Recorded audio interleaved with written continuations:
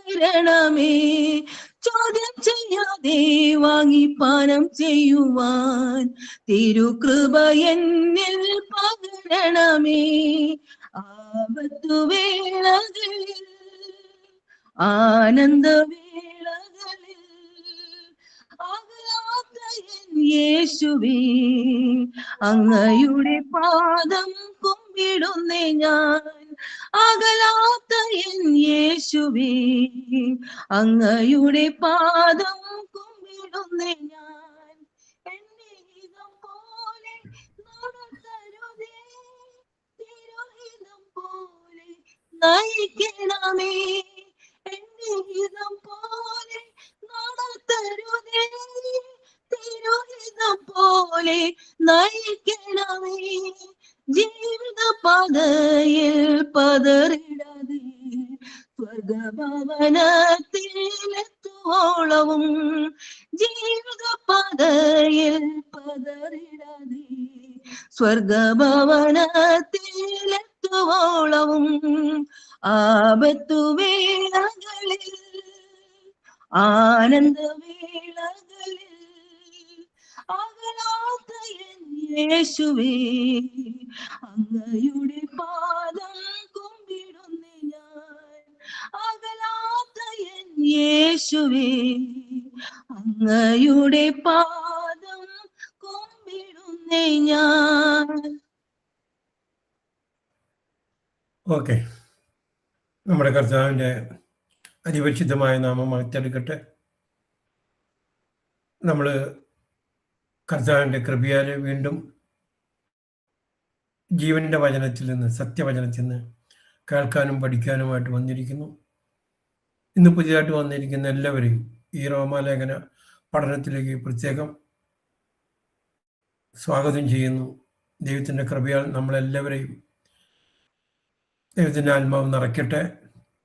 ദൈവത്തിൻ്റെ വചനം എന്താണോ നമ്മോട് സംസാരിക്കുന്നത് അത് അതുപോലെ തന്നെ മനസ്സിലാക്കി നമ്മുടെ ജീവിതത്തിൽ അത് ഏറ്റെടുത്ത് കർത്താവിന് ഏറ്റവും പ്രിയപ്പെട്ട ജീവിതം നയിക്കാൻ, വിശുദ്ധിയെ തികച്ചോടുവാൻ സ്വർഗത്തിലെ ദൈവം നമ്മളെ സഹായിക്കട്ടെ എന്ന പ്രാർത്ഥനയോടുകൂടി നമുക്ക് തിരുവചന പഠനത്തിലേക്ക് കടക്കാം. നമ്മൾ റോമക്കാർക്ക് ലേഖനം 8-ാമത്തെ അധ്യായത്തിലാണ് ഇപ്പോൾ എത്തി നിൽക്കുന്നത്. മുൻപ് തന്നെ നമ്മൾ പറഞ്ഞിട്ടുള്ളത് പോലെ സുവിശേഷം കഴിഞ്ഞ് ലേഖനങ്ങൾ തുടങ്ങുന്നതിന് മുൻപ്, അഥവാ അപ്പോസ്തല പ്രവർത്തനം, ചരിത്ര പുസ്തകം നമുക്കറിയാം. അത് കഴിഞ്ഞ് ലേഖനങ്ങൾ എന്തെങ്കിലും തുടങ്ങുന്നതിന് മുൻപാട് തന്നെ ദൈവത്തിൻ്റെ ആത്മാവ് ശരിക്കും നമുക്ക് കൊണ്ടുവന്ന് വെച്ചിരിക്കുന്നത് റോമാലേഖനത്തെക്കുറിച്ചുള്ള പഠനമാണ്. കാരണം ഈ ലേഖനത്തിൻ്റെ പഠനത്തോടു കൂടിയാണ് പാപിയായിരിക്കുന്ന ഒരു മനുഷ്യൻ മാനസാന്തരപ്പെട്ട് വിശുദ്ധിയിലേക്കാവുന്നതും സ്വർഗത്തിന് അവകാശിയാവുകയും ചെയ്യുന്നത്. അവന് ഉറപ്പ് കിട്ടുന്നു അവൻ്റെ പേര് സ്വർഗത്തിൽ എഴുതിയിരിക്കുന്നുവെന്നും അവൻ സ്വർഗത്തിലെ പൗരനാണെന്നും. ഏതൊരു വ്യക്തി എത്ര പാപിയായിരിക്കുന്ന മനുഷ്യനാണെങ്കിലും കർത്താവ് പറയുന്നില്ലേ, വരൂ നമുക്കൊരു ന്യായവാദം നടത്താം. നിന്റെ പാപം എത്ര കടും ചുമപ്പാണെങ്കിലും ഞാനത് മഞ്ഞുതുള്ളി പോലെ വെളുപ്പിക്കും. രക്താംബരം പോലെ അത് ചുവന്നതാണെങ്കിലും കമ്പിളി പോലെ ഞാനത് വെളുപ്പിച്ചു തരും. കാരണം കർത്താവിൻ്റെ അടുത്തേക്ക് ചെന്നാൽ കർത്താവിന് തരാനുള്ളത് വിശുദ്ധിയും പരിശുദ്ധിയും സമാധാനവും സന്തോഷവും ഒക്കെയാണ്. ഈ ലോകം ആഗ്രഹിക്കുന്ന കാര്യമല്ല കർത്താവ് തരുന്നത്. കർത്താവ് തരുന്നത് പോകുമ്പോൾ പറഞ്ഞ പോലെ സമാധാനമാണ്. ഞാൻ തരുന്ന സമാധാനം നിങ്ങൾ ഇന്ന് ആർക്കും എടുത്തു കളയാൻ സാധ്യമാവില്ല. ലോകം തരുന്ന സമാധാനം അല്ല. കാരണം അവൻ വരുന്നത്, കള്ളം വരുന്നത് കൊല്ലാനും നശിപ്പിക്കാനും മുടിപ്പിക്കാനാണ്. ഞാൻ വരുന്നത് ജീവൻ തരാനും അത് സമൃദ്ധിയായിട്ട് തരാനാണ്. അങ്ങനെ കർത്താവ് വന്നത് നമ്മൾ അംഗീകരിച്ച്, കർത്താവ് ഈ ലോകത്തിൽ വന്നത് എൻ്റെ പിതാമഹന്മാരുടെ പാപശാപ മരണത്തിന് വിടുതൽ നൽകാനാണെന്ന് ഹൃദയപൂർവ്വം വിശ്വസിച്ച് ഏറ്റുപറയുന്ന ഏതൊരാൾക്കും, അങ്ങനെ ഒരു മാനസാന്തരത്തിൻ്റെ മേൽ വരുന്ന ഏതൊരാൾക്കും സ്വർഗത്തിൽ നിന്നുള്ള ഐശ്വര്യവും സമാധാനവും വിടുതലും നിത്യരക്ഷയും നിത്യജീവനും ഉണ്ട് എന്ന് ദൈവത്തിൻ്റെ വചനം ഉറപ്പു തരുന്നു. ആ അധ്യായങ്ങളാണ് ഈ റോമക്കാർക്ക് ലേഖനത്തിലുള്ള പഠനത്തിലൂടെ നമുക്ക് മനസ്സിലാക്കാൻ സാധിക്കുന്നത്. വളരെ തിരക്കിക്കലായിട്ടുള്ള കാര്യങ്ങളാണ് ഈ പഠനത്തിലൂടെ നമ്മളെ കൊണ്ടെത്തിക്കുന്നത്. 5-ാമത്തെ അധ്യായം, 6-ാമത്തെ അധ്യായം, 7-ാമത്തെ അധ്യായം, ഇപ്പൊ നമ്മൾ 8-ാമത്തെ അധ്യായത്തിൽ നിൽക്കുന്നു. ആദ്യമേ നമ്മളോട് പറഞ്ഞ കാര്യം, സകല മനുഷ്യരും പാപം ചെയ്ത് ദൈവ തേജസ് നഷ്ടപ്പെടുത്തിയിരിക്കുന്നു, ഒരാൾക്കും ഒഴിവില്ല. അങ്ങനെ എല്ലാവരും പാപം ചെയ്ത് ദൈവത്തിന്റെ തേജസ്സും ദൈവത്തിന്റെ കൃപയും ഒരർത്ഥത്തിൽ നഷ്ടപ്പെടുത്തിയിരിക്കുകയാണെങ്കിൽ അത് പുനഃസ്ഥാപിക്കുകയാണ് കർത്താവ് നമുക്ക് ഈ ലേഖന പഠനത്തിൽ കൂടെ ഉറപ്പിച്ചു തരുന്നത്. അതിന് ഒരു വ്യക്തിയെ ഒരുക്കുകയാണ്. അപ്പോൾ പാപിയായിരിക്കുന്ന ഒരു മനുഷ്യൻ അവൻ കടന്നു പോകുമ്പോൾ അവൻ ജഡത്തിന് വിധേയപ്പെട്ടവനാണ്. പാപി എന്ന് പറഞ്ഞാൽ തന്നെ ജഡത്തിന്റെ ഇഷ്ടം നിറവേറ്റാൻ വേണ്ടി അഹോരാത്രം പണിയെടുക്കുക എന്നുള്ളതാണ്. കാരണം ശത്രു അങ്ങനെയല്ലേ വിളിക്കുന്നത്. ശത്രു വിളിക്കുന്നത് വന്നത് എപ്പോഴും നമ്മളെ തകർത്ത് കളയാനാണ്. വരുന്നത് വെളിച്ചദൂതന്റെ വേഷം കണ്ടിട്ടായിരിക്കാം, പക്ഷെ പ്രവൃത്തി അവന്റെ അല്ലേ, ഈ ചക്രവാക്കും ഓമനപ്പേരൊക്കെ ഇട്ടിട്ടാണ് അവൻ വരിക. പക്ഷെ വരുന്നത് നമ്മൾ തിരിച്ചറിയുന്നില്ലെങ്കിൽ നാം അറിയാതെ കുടുക്കിൽ പെടും. അപ്പൊ അതുകൊണ്ട് അത് വിഴാതിരിക്കാനാണ് വചനത്തിൽ കൂടെ നമ്മൾ ആദ്യം എന്തായിരുന്നു, പിന്നീട് എന്തായി മാറി, ഇപ്പൊ എന്താണ്, ഇനി എന്താകണം എന്ന് ഈ ലേഖന പരമ്പര നമ്മെ പഠിപ്പിക്കുന്നത്. റോമാലേഖനം പഠനം കഴിയുമ്പോൾ മനുഷ്യന് തിരിച്ചറിയാൻ പറ്റും, വ്യക്തിക്ക് തിരിച്ചറിയാൻ പറ്റും സത്യം ഉണ്ടെന്നും ആ സത്യത്തിലൂടെ കടന്നുപോയാൽ, സത്യത്തെ പുലിയാൽ, സത്യം അറിയുമ്പോൾ സത്യം നിങ്ങളെ സ്വതന്ത്രരാക്കുമെന്ന് പറയുന്ന ആ വിശ്വാസത്തിലോട്ട് വന്നു കഴിഞ്ഞാൽ അവൻ സ്വർഗത്തിന് അവകാശിയാണ്. ഇതിന് നമ്മൾ കർത്താവ് ഒരിക്കലും ആരേക്കുന്ന എന്തെങ്കിലും പൈസയോ അല്ലെങ്കിൽ ഏതെങ്കിലും തരത്തിലുള്ള കാഴ്ചകളോ അല്ലെങ്കിൽ പാരമ്പര്യത്തിന്റെ ആനുകൂല്യമോ സീനിയോറിറ്റിയോ ഒന്നും ആവശ്യപ്പെടുന്നില്ല. ഏതൊരുവനും അവന് ധൈര്യസമേതം ഈ ജീവനുള്ള ദൈവത്തിന് മുമ്പിലേക്ക് കടന്നു വരാം. ഈ ദൈവത്തോട് അവന്റെ കുറവുകൾ, കുറ്റങ്ങൾ ഏറ്റു പറയാം. അത് ദൈവം ആഗ്രഹിക്കുന്നുണ്ട്. എനിക്ക് പറ്റിപ്പോയതിൻ്റെതാണ് എന്ന് പറയുന്നോർത്താണ് കർത്താവ് അവന്റെ പാപം കേട്ട് സ്വർഗത്തിൽ നിന്ന് ക്ഷമിച്ച് നമുക്ക് വിടുതൽ കൽപ്പിക്കുന്നത്. അങ്ങനെ വരുമ്പോഴേ നമ്മൾ കണ്ടു 6-ാമത്തെ അധ്യായത്തിലൊക്കെ നമ്മൾ കാണുന്നത് പാപത്തിൽ മരിച്ച് യേശുക്രിസ്തുവിനോട് ചേരാൻ സ്നാപനം സ്വീകരിച്ച്, അഥവാ ജഡത്തിൽ നിന്നുള്ള ഒരു സ്വാതന്ത്ര്യമാണ് 6-ാമത്തെ അധ്യായം പറയുന്നത്.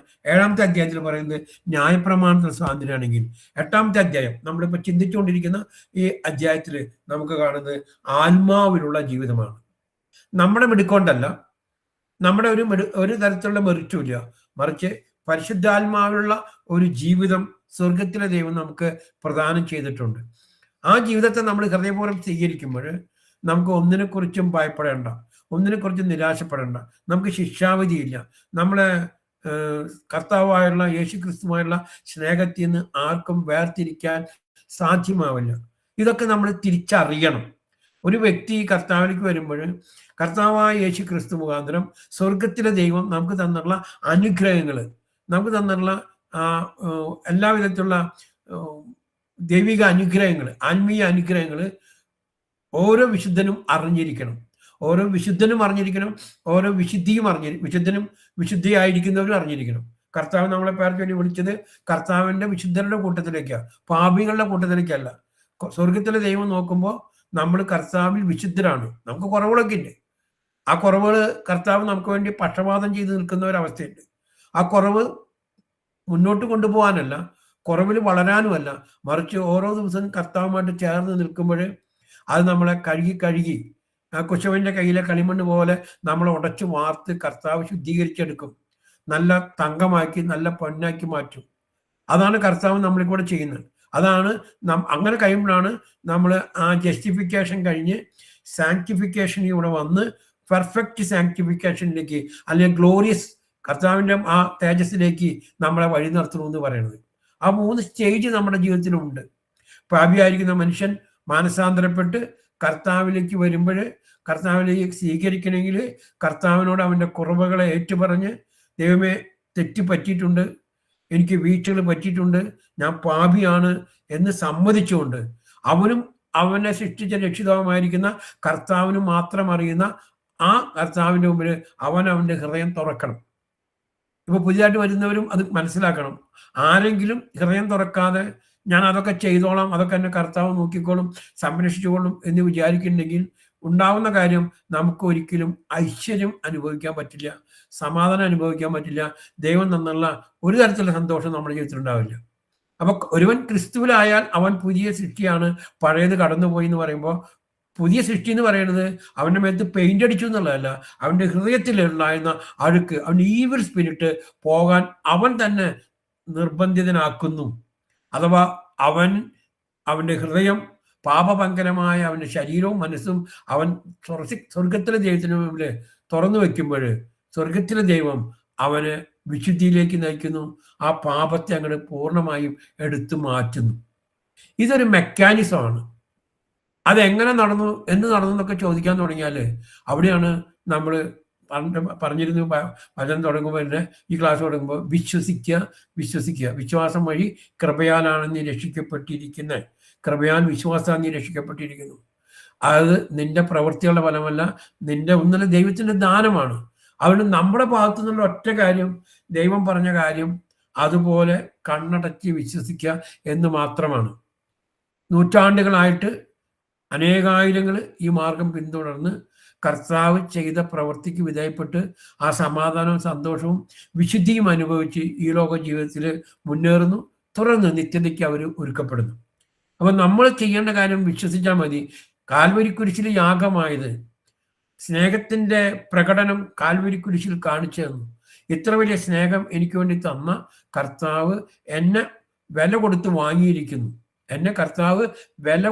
വാങ്ങിയിരിക്കുന്നു, ഇനി ഞാൻ സാത്താൻ അടിമയല്ല, ലോകത്തിന് അടിമയല്ല, പാപത്തിന്റെ അടിമയല്ല, ശാപത്തിന് വിധേയനാവേണ്ട, ഒരു തരത്തിലും ആചാരങ്ങളും അനുഷ്ഠാനങ്ങളും അല്ല എന്നെ ഭരിക്കേണ്ടത്. ദൈവത്തിന്റെ വചനമാണ്, പരിശുദ്ധാത്മാവിന്റെ നടത്തിപ്പിലാണ് ഞാൻ നടക്കുന്നത് എന്ന് വിശ്വസിക്കാനും അത് ഉൾക്കൊള്ളാനും അതനുസരിച്ച് നമ്മുടെ ജീവിതത്തെ ക്രമീകരിക്കാനുള്ള ചുമതല മാത്രമേ ദൈവം നമ്മളിൽ നിന്ന് ആവശ്യപ്പെടുന്നുള്ളൂ. വളരെ സിമ്പിളായിട്ടുള്ള കാര്യമാണ്. അത് ഉൾക്കൊള്ളാൻ നമ്മൾ തയ്യാറാകുമ്പോൾ നമ്മൾ ആത്മാവുള്ള ജീവിതത്തിലേക്ക് കടന്നു വരും. നമുക്കറിയാം 8-ാമത്തെ അധ്യായം 4 മേഖലകളായിട്ട് തിരിച്ചിട്ട് നമ്മൾ പഠിച്ചുകൊണ്ടിരിക്കുക. 1 മുതൽ 4 വരെയുള്ള വചനത്തിൽ കൂടെ പറഞ്ഞു, ഒരുവൻ യേശുക്രിസ്തുവിലാകുമ്പോൾ അവന് ശിക്ഷാവിധിയില്ല. ഇതെപ്പോഴും പറയുന്നതിന്റെ കാരണം നമ്മുടെ മനസ്സിനത് ഉറയ്ക്കാനാണ്. നമ്മളിനി ശിക്ഷാവിധിയുടെ മുമ്പിൽ നിൽക്കണ്ട, കർത്താവ് നമ്മളെ ശിക്ഷ വിധിക്കാൻ വരുന്നില്ല. കാരണം നമ്മൾ നമ്മുടെ ശിക്ഷ മുഴുവൻ ഈ ഭൂമിയിൽ വെച്ച് തന്നെ കർത്താവിനെ ഏൽപ്പിച്ചു കൊടുത്തു. നമ്മുടെ ശിക്ഷ നാം മരിക്കേണ്ടടുത്ത് കർത്താവ് കുരിശിൽ തൂങ്ങി മരിച്ച് നമ്മുടെ പാപങ്ങൾ ഏറ്റെടുത്തു, ശിക്ഷ മുഴുവൻ കർത്താവ് ഏറ്റെടുത്തു. അപ്പൊ നമുക്ക് ഒരിക്കലും ശിക്ഷാവിധിക്ക് വിധേയപ്പെടേണ്ട കാര്യമില്ല. അതായത് നോ കണ്ടമിനേഷൻ എന്നാണ് പറയുന്നത്. ഒരിക്കലും അത് നമ്മൾ വിശ്വസിച്ച് അല്ലേ മുന്നേറുന്നു. ഒരുവൻ ക്രിസ്തുവിലായിരിക്കുമ്പോൾ അവന് ശിക്ഷാവിധി ഇല്ല.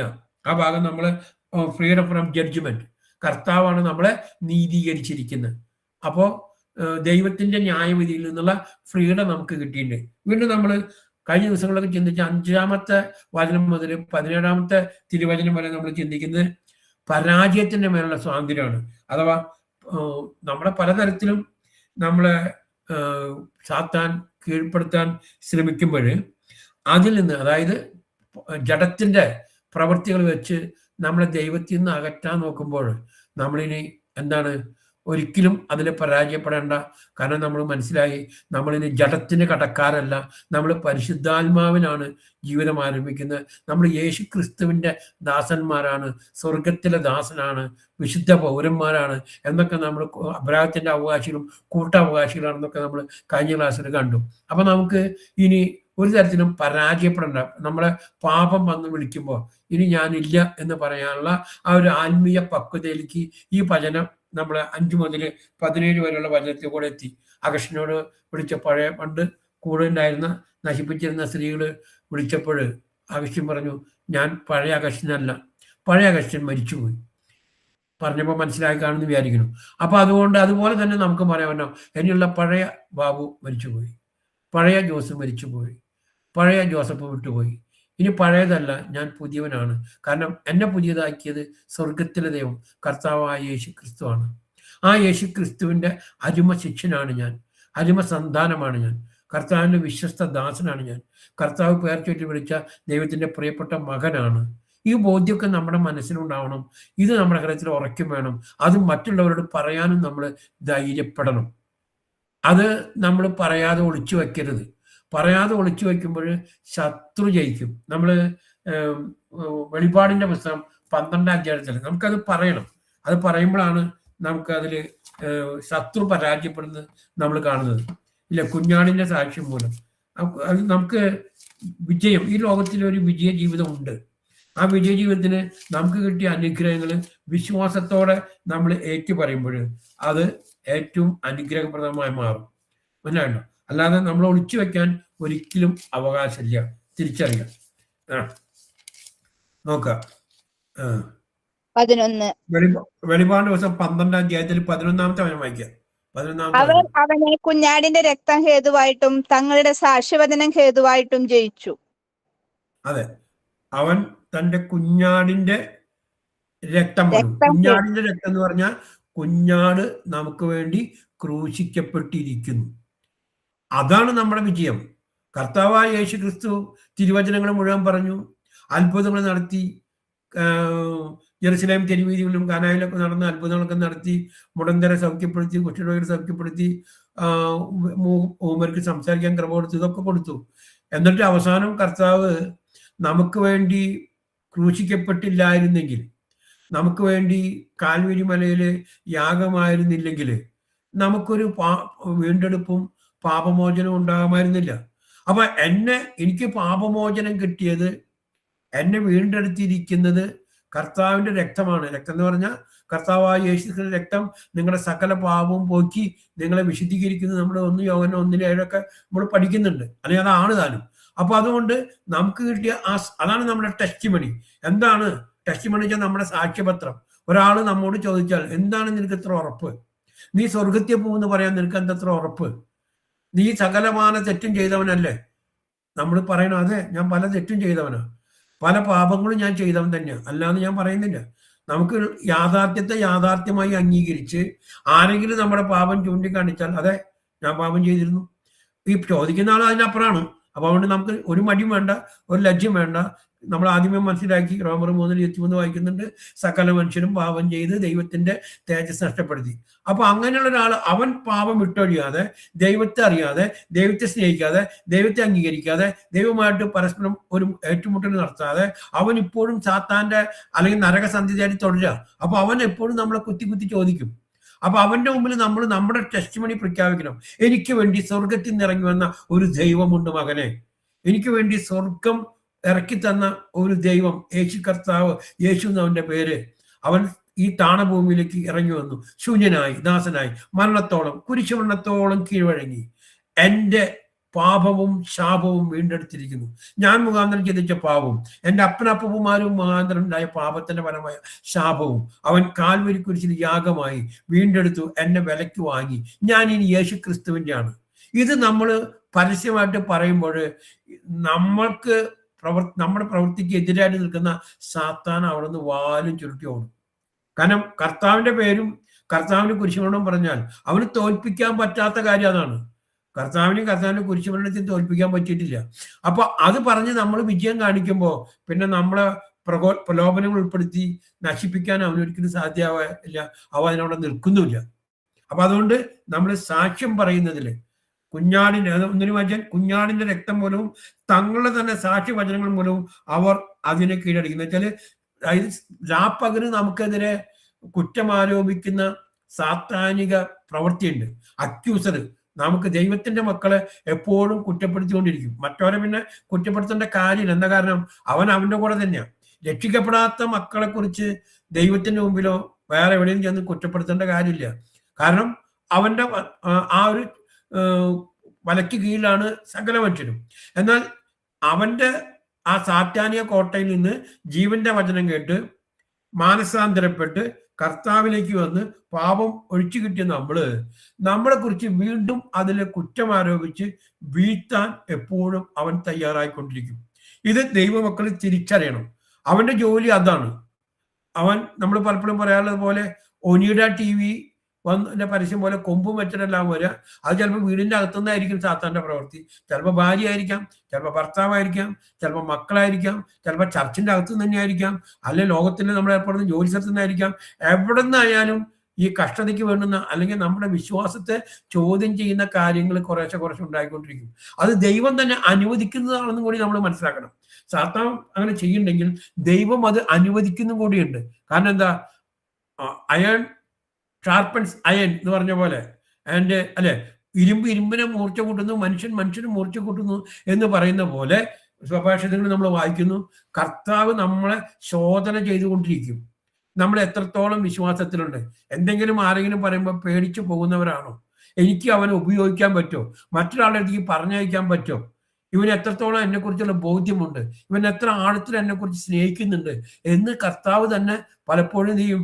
നമ്മളെ ശോധന ചെയ്യാൻ മറ്റൊരു ജോബിന് കർത്താവ് അനുവദിച്ചില്ലേ എന്ന് പറഞ്ഞ പോലെ ചെറിയ തോതിലൊക്കെ വിശ്വാസികളുടെ ദൈവത്തിന്റെ മക്കളെ ദൈവം തന്നെ ഒന്ന് അനുവദിച്ചു കൊടുക്കും.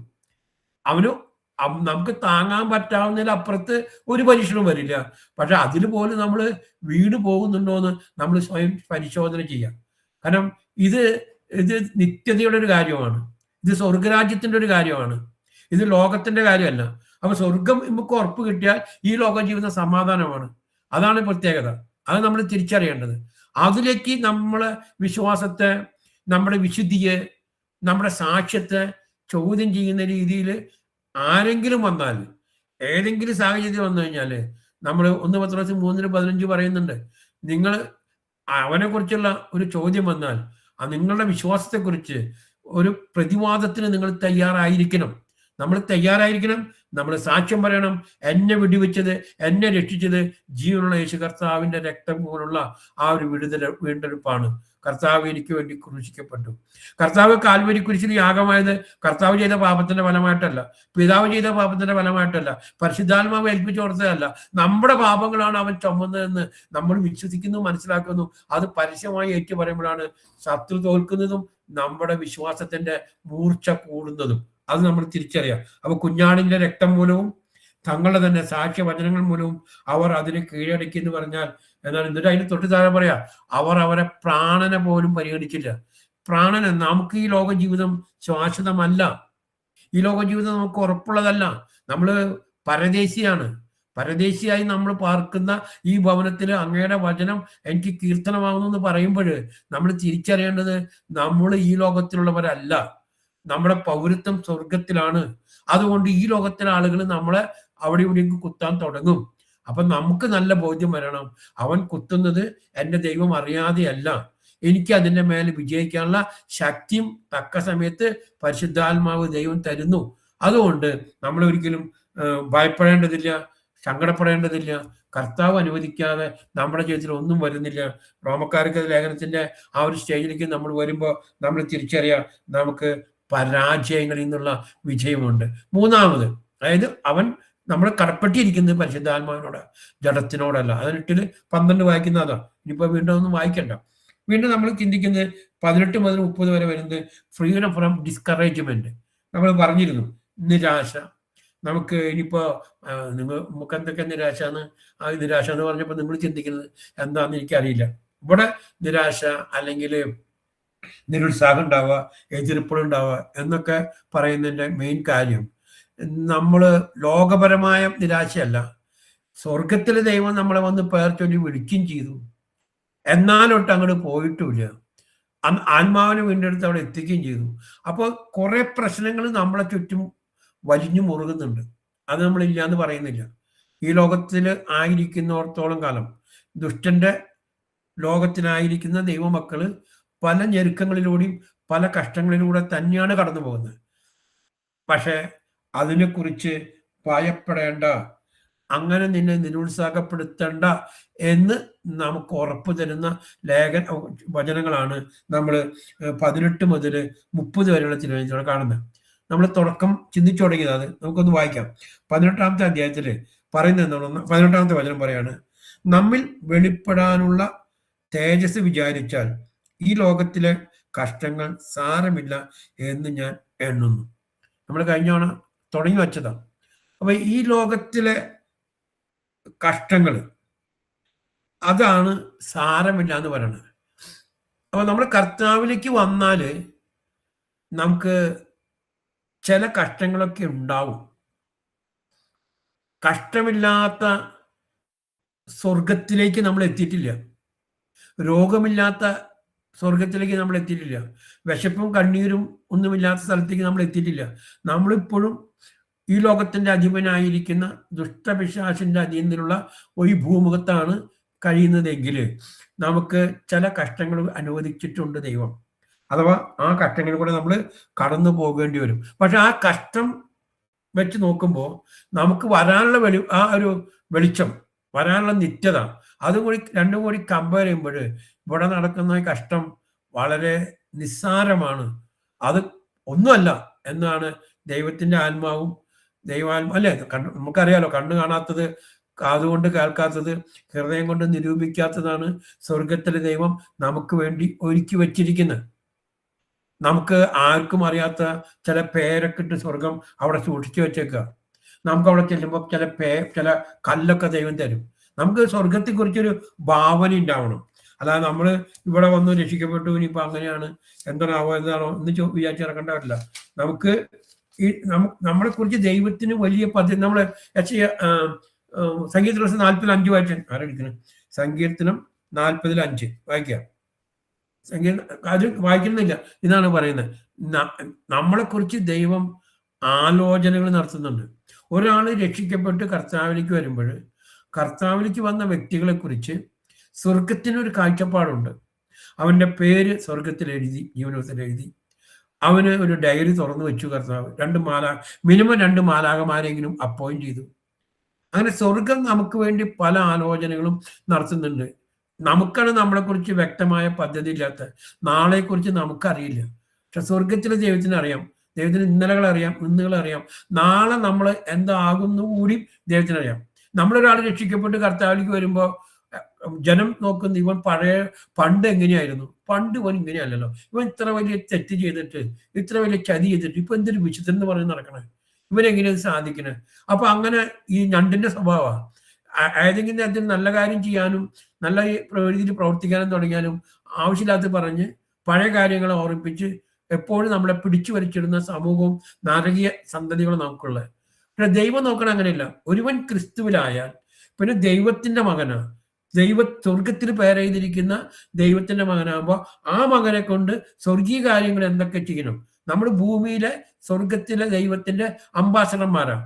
ഈ അംബാസഡർമാര് സ്വർഗത്തിന് വേണ്ടി എന്ത് ഇവിടെ ഭൂമിയിൽ ചെയ്യണമെന്നാണ് സ്വർഗം തീരുമാനിക്കുന്നത്. അതിലേക്കാണ് നമ്മളെ ചില പരീക്ഷണങ്ങളിലൂടെ, ചെറിയ പരിശോധനകളിലൂടെ കർത്താവ് വഴി നടത്തുന്നത്. ലോകം പഴയത് നോക്കട്ടെ, കർത്താവ് നോക്കാനുള്ളത് പുതിയതാണ്. കർത്താവ് നോക്കുന്നത് പുതിയ കാര്യമാണ്. ഇനി ഇവനെ കൊണ്ട് എനിക്ക് എന്ത് ചെയ്യാൻ പറ്റും? ക്രിസ്തുവിന്റെ വയലിലെ മുന്തിരിത്തോപ്പിലെ ഫലം പുറപ്പെടുവിക്കുന്ന നല്ല ഇടയനായിട്ട് തന്നെയാണ്, മുഖ്യടയനല്ല, നല്ല കുഞ്ഞാടായിട്ട് തന്നെയാണ് നമ്മൾ ഓരോരുത്തരും മുന്നേറേണ്ടത്. അനുസരണയുള്ള, വിധേയത്വമുള്ള, സ്നേഹമുള്ള പ്രിയപ്പെട്ട ദൈവമക്കളായിട്ട് നമ്മൾ മാറുകയാണ്. അപ്പൊ അത് വെച്ച് വേണം കർത്താവിന് നമ്മളെ പണിയാൻ. അപ്പൊ അങ്ങനെ പണിയുമ്പോൾ ലോകം പിന്നിലേക്ക് നോക്കട്ടെ, കർത്താവിന് നമുക്ക് മുമ്പിലേക്ക് നോക്കാം. കർത്താവ് എന്തായാലും മുമ്പിലേക്കാണ് നോക്കുന്നത്. നിന്റെ പാപങ്ങളെ ഞാൻ കടലിൽ തള്ളിക്കളഞ്ഞിരിക്കുന്നു, പിന്നോക്കം മാറ്റി കളഞ്ഞിരിക്കുന്നു, അത് മഞ്ഞുതുള്ളി പോലെ വെളുപ്പിച്ചിരിക്കുന്നു, നിന്റെ അകൃത്യങ്ങളും പാപങ്ങളും ഞാൻ ഒരിക്കലും ഓർക്കയില്ല. അങ്ങനെ പറഞ്ഞുകൊണ്ടാണല്ലോ കർത്താവ് പുതിയ ഉടമ്പടി സ്ഥാപിച്ചത്.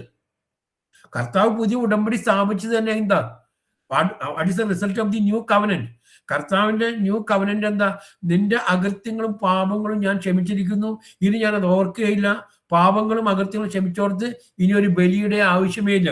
നമ്മൾ എബ്രായർക്ക് ലേഖനം 10ാം അധ്യായത്തില് 17ാമത്തെ വചനം വായിക്കുക. Hebrews chapter 10:17. അതിലെന്താ കാണുന്നത്? Hebrews chapter 10. അതുകൊണ്ടാണല്ലോ നമ്മൾ ഈ ഫാൻസി ഡ്രസ് ഇട്ട് ആൾക്കാർ വീണ്ടും ബലി കഴിക്കുന്നത് നമ്മൾ ശരിയല്ല എന്ന് പറയുന്നതിന്റെ കാര്യത എബ്രായർക്ക് 8ാം അധ്യായത്തിലും 10ാം അധ്യായത്തിലും നമ്മൾ കാണുന്നുണ്ട്. അത് നിങ്ങൾ വായിച്ചാൽ മതി. എബ്രായർക്ക് 10ാം അധ്യായത്തില് നമ്മള് 17ാമത്തെ വചനം വായിക്കാണ്. അവരുടെ പാപങ്ങളും അകൃത്യങ്ങളും ഇനി ഞാൻ ഓർമ്മിക്കയില്ല. അവരുടെ എന്ന് പറഞ്ഞാല് ഒരിക്കൽ യേശുക്രിസ്തു ശരീരം എന്നേക്കുമായി ബലിയർപ്പിക്കപ്പെട്ടിരുന്നു. ആ തീരുത്താൽ യേശുക്രിസ്തു ശരീരം ഒരിക്കൽ എന്നേക്കുമായി ബലിയർപ്പിക്കപ്പെടുന്നത് അതുവഴി നമ്മൾ വിശദീകരിക്കപ്പെട്ടിരിക്കുന്നു എന്ന് വിശ്വസിക്കുമ്പോൾ, പരിശുദ്ധാത്മാവ് അത് സർട്ടിഫൈ ചെയ്യുമ്പോൾ, അവന്റെ പാപങ്ങളും കൂടെ നീക്കം ചെയ്ത് നമ്മൾ ഹൃദയത്തിൽ വിശ്വസിച്ച് കർത്താവിന്റെ മുമ്പിൽ നമ്മൾ വിശുദ്ധരായി ജീവിക്കുമ്പോൾ കർത്താവ് പറയാണ്, നിന്റെ അകൃത്യങ്ങളും പാപങ്ങളും ഞാൻ ഓർക്കുകയില്ല. പാപങ്ങൾക്ക് മോചനമുള്ളിടത്ത് പിന്നെ ബലിയേ ഇല്ല. ഇനി വീണ്ടും ഒരു ബലി കഴിക്കണ്ട, അന്ന് ആ പെസഹാ തിരുനാളിൽ ഒരുമയോടെ ഈ ബലി നമുക്ക് അർപ്പിക്കാന്ന് പറഞ്ഞ് പുരോഹിതൻ ചെന്ന് അവിടെ വീണ്ടും ബലി അർപ്പിക്കാന്ന് പറഞ്ഞാൽ വീണ്ടും കർത്താവിനെ ക്രൂശിക്കാന്ന് അർത്ഥം. പലതരത്തിലുള്ള പാട്ടുകളും പദ്ധതികളും നമുക്ക് അറിയാം അല്ലേ. ഇനി പുരോഹിതൻ കുർബാന കഴിഞ്ഞ് പോകുമ്പോൾ എന്താ പറയാ, ഇനി ഞാനൊരു ബലി അർപ്പിക്കാൻ വരുമോ ഇല്ലയോ എന്ന് എനിക്ക് അറിഞ്ഞുകൂടാ. അവനത് അറിയേണ്ട കാര്യമില്ല. കാരണം ബലി അർപ്പിക്കാൻ പുരോഹിതനോട് കർത്താവ് പറഞ്ഞിട്ടില്ല, അത് പഴയ നിയമത്തിലാണ്. ഇന്ന് മൽക്കിസേദക്കിന്റെ ക്രമപ്രകാരം കർത്താവായ യേശു ക്രിസ്തു എന്താണ് മഹാപുരോഹിതനായിട്ട് നമുക്കുണ്ട്. ഇന്ന് നമ്മളൊക്കെ രാജകീയ പുരോഹിത ഗണത്തിൽപ്പെട്ടവരാണ്. ദൈവത്തിന്റെ സ്വന്തം ജനമാണ്, ദൈവത്തിന്റെ വിശുദ്ധ ജനമാണ്, പേർ ചൊല്ലി വിളിക്കപ്പെട്ടവരാണ്. ഇന്ന് നമ്മളാണ് ബലി. നമ്മളാ ബലിയെ എന്താണ് യേശു കർത്താവ് ഒരിക്കലും എന്നേക്കുമായി ചെയ്ത ബലിയെ ഓർക്കുകയാണ് നമ്മൾ ചെയ്യുന്നത്. ബലിയെ ഓർക്കുക മാത്രമേ കർത്താവ് പറഞ്ഞുള്ളൂ. 1 Corinthians 10 അധ്യായത്തിലൊക്കെ വായിക്കാൻ നമുക്കതറിയാം. 11 അധ്യായത്തിൽ തന്നെ പറയുന്നു, നമ്മൾ തിരുമേശ എടുക്കുന്ന സമയത്ത് നിങ്ങൾ കർത്താവിന്റെ ബലിയെ ഓർക്കണം. രണ്ടാമത് കർത്താവിനെ ക്രൂശിക്കണ്ട. മോശയോട് പറഞ്ഞു, നീ വെള്ളം കിട്ടാതെ വന്നപ്പോ ഇസ്രായേൽ പറഞ്ഞു, ഇസ്രായേൽ വെള്ളം കിട്ടാതെ മോശയുടെ അടുത്ത് വന്നു. മോശ കർത്താവിനോട് പറഞ്ഞു, മോശ പറഞ്ഞു, നിന്റെ വടിയെടുത്ത് നീ പാറയം അടിക്കാൻ പറഞ്ഞു. പാറയം അടിച്ചു, വെള്ളം വന്നു, ഇഷ്ടംപോലെ കുടിച്ചു. വീണ്ടും അവര് മരുഭൂമിയിൽ യാത്ര വന്നപ്പോ വലിയതിലൊക്കെ എത്തി കഴിഞ്ഞപ്പോൾ അവർക്ക് ദാഹം വന്നു. അവര് വീണ്ടും പുറപ്പെടുക്കാൻ തുടങ്ങി. കർത്താവിന്റെ അടുത്ത് മോശ വന്ന് പ്രാർത്ഥിച്ചു. അപ്പൊ കർത്താവ് പറഞ്ഞു, നിന്റെ കയ്യിൽ ആ വടിയുണ്ട്, നീ ഒരു കാര്യം ചെയ്താൽ മതി, നീ ഇപ്പൊ പണ്ടത്തെ പോലെ അടിക്കൊന്നും വേണ്ട, നീ പാറയോട് പോയി കൽപ്പിച്ചാൽ മതി, നിനക്ക് വെള്ളം ഇഷ്ടം പോലെ കിട്ടും. മോശ ഇസ്രായേൽ ജനത്തിന്റെ പിറുമുറുപ്പും വിദ്വേഷവും എല്ലാം കൂടി കണ്ടുവന്ന് മോശ അകലാനും കൂടി ചെന്ന്, ഞാൻ നിങ്ങൾക്ക് ഇപ്പൊ വെള്ളം തരാം, ഞാൻ കാണിച്ചു തരാന്ന് പറഞ്ഞ് പാറയമ്മ പോയിട്ട് വീണ്ടും 2 അടി അടിച്ചു. അപ്പൊ എന്തായി? അടിച്ചു കഴിഞ്ഞപ്പോ വെള്ളം കിട്ടി.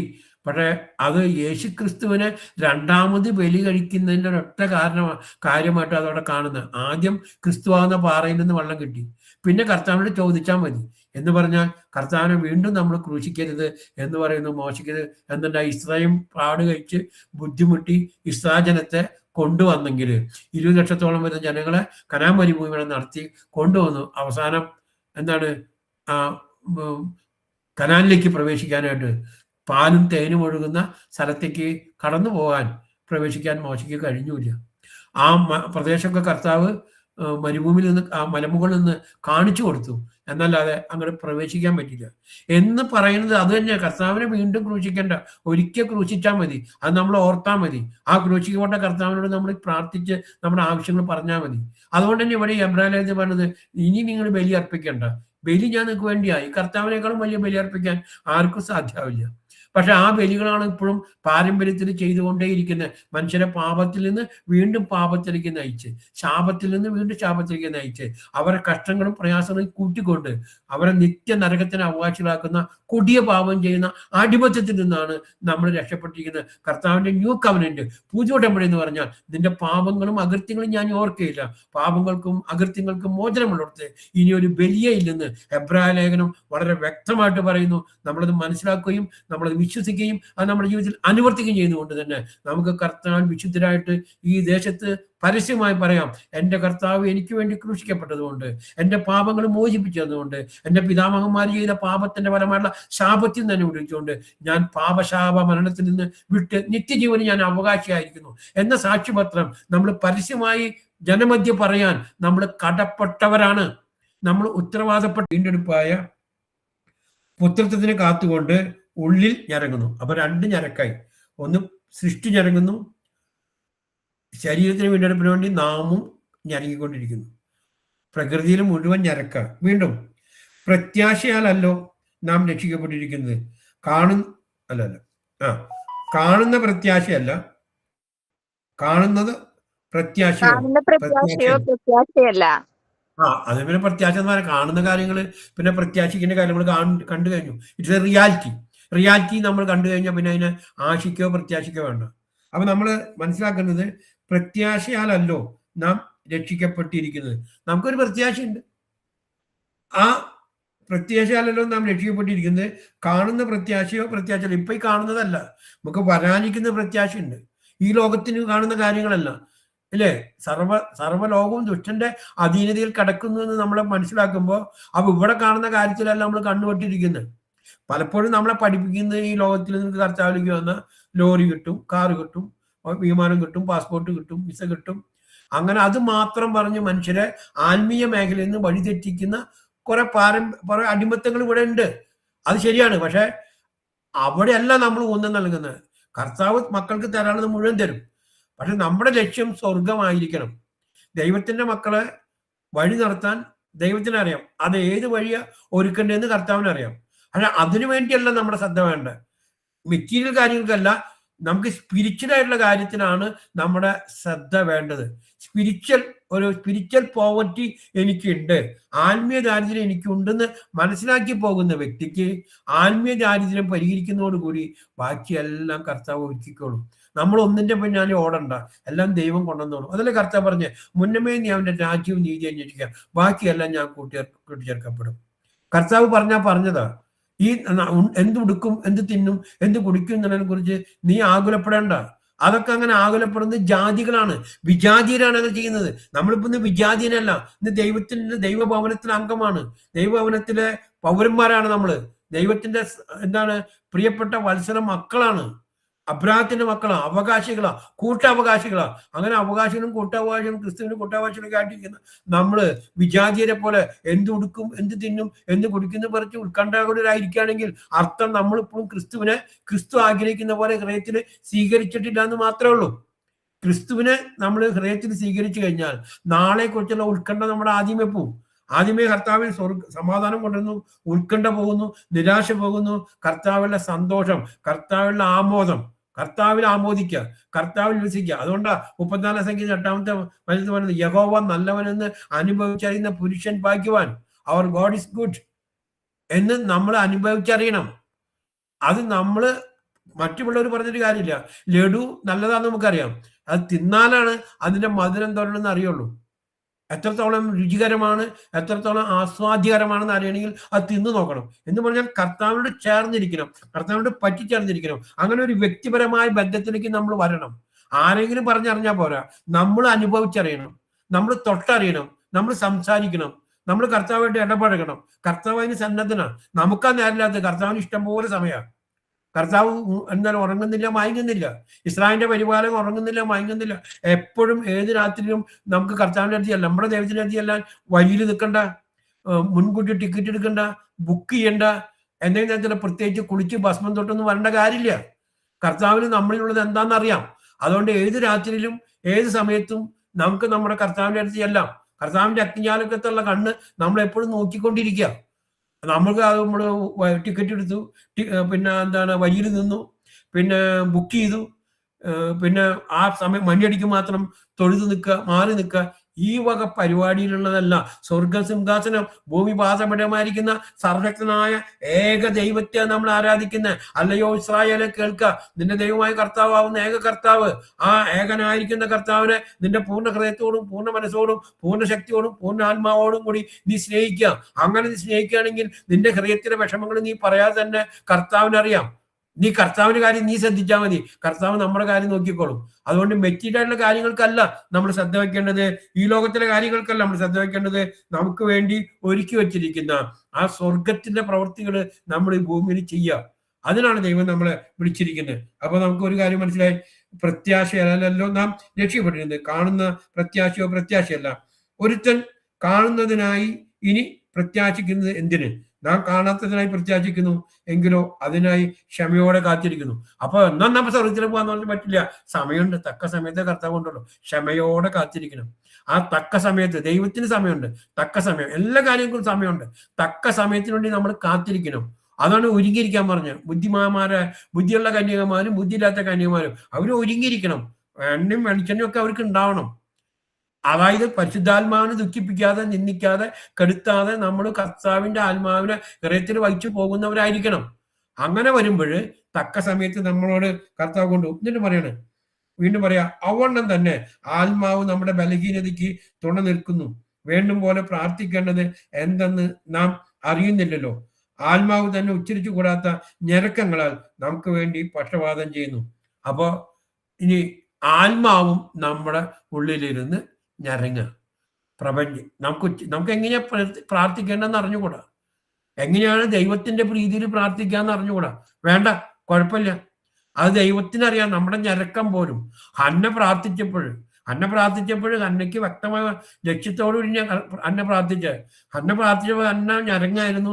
വാക്കുകളൊന്നും പുറത്തു വന്നില്ല. പക്ഷെ പറഞ്ഞു, കർത്താവേ, നീ എനിക്കൊരു ആൺകുട്ടിയെ തരാണെങ്കിൽ ഞാൻ നിനക്ക് സമർപ്പിക്കാന്ന്. അവള് ആവശ്യം കൃത്യമായിട്ട് പറഞ്ഞു, ആൺകുട്ടിയെ തരാണെങ്കിൽ. അങ്ങനെ ആൺകുട്ടിയെ തന്നെ ഹന്നയ്ക്ക് കൊടുത്തത്. അങ്ങനെ സമൂൽ പ്രവാചന കർത്താവിന്റെ സഭയ്ക്ക് കിട്ടിയത്. അപ്പൊ നമ്മളും പ്രാർത്ഥിക്കുമ്പോൾ കർത്താവിന്റെ നാമമഹത്വത്തിനായിട്ടാണ് പ്രാർത്ഥിക്കണമെങ്കിൽ ആ കാര്യം നടന്നിരിക്കുമെന്ന് ഉറച്ചു വിശ്വസിക്കാം. നമ്മുടെ വ്യക്തിപരമായ കാര്യങ്ങൾ പറയേണ്ട കാര്യമില്ല, അത് കർത്താവ് ചെയ്തോളും. നമ്മൾ കർത്താവിന്റെ കാര്യത്തിൽ ശ്രദ്ധാലുവാണോ? എന്നാൽ അതിനേക്കാൾ കൂടുതൽ നമ്മുടെ കർത്താവ് നമ്മുടെ കാര്യത്തിൽ ശ്രദ്ധാലുവാണ്. വചനത്തിന് വള്ളിപുള്ളിക്ക് മാറ്റില്ല. അതാ കർത്താവ് പറഞ്ഞ, മുന്നമേ അവന്റെ രാജ്യവും നീതിയും അന്വേഷിക്കുക, ബാക്കിയെല്ലാം കൂട്ടിച്ചേർക്കപ്പെടും. ഒരു കാശിന് 2 കുരിയ വാങ്ങിയിട്ട് അതിൽ ഒന്ന് വീണു പോകുന്നത് പോലും നിങ്ങളുടെ സ്വർഗസ്ഥനായ പിതാവ് അറിയുന്നില്ലേ? പിന്നെ എന്തിനാ അല്പവിശ്വാസി, നീ എന്തിനാ അവിശ്വസിക്കുന്നത്? നിന്റെ കാര്യത്തിൽ ഞാൻ ശ്രദ്ധാലുവാണ്. നമ്മുടെ കാര്യത്തിൽ കർത്താവ് ശ്രദ്ധാലുവാണ്.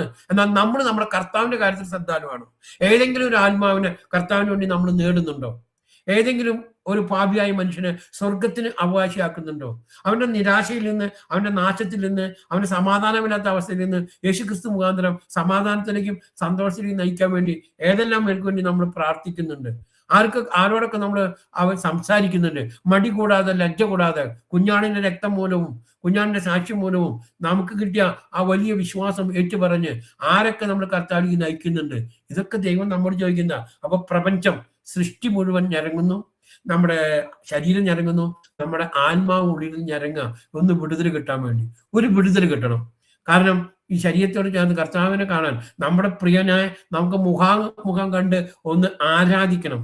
ഇന്നൊരു കണ്ണാടിയിൽ കൂടെ ഒന്ന് കാണുന്നത് നമുക്ക് കർത്താവിനെ മുഖാമുഖം കണ്ട് ആനന്ദിക്കാൻ. നമ്മുടെ ശരീരത്തിലെ നമ്മുടെ ആത്മാവ് പ്രാർത്ഥിക്കാൻ അറിഞ്ഞുകൂടാ, നമ്മുടെ ഞരക്കങ്ങൾ തന്നെ കർത്താവ് സ്വീകരിക്കും.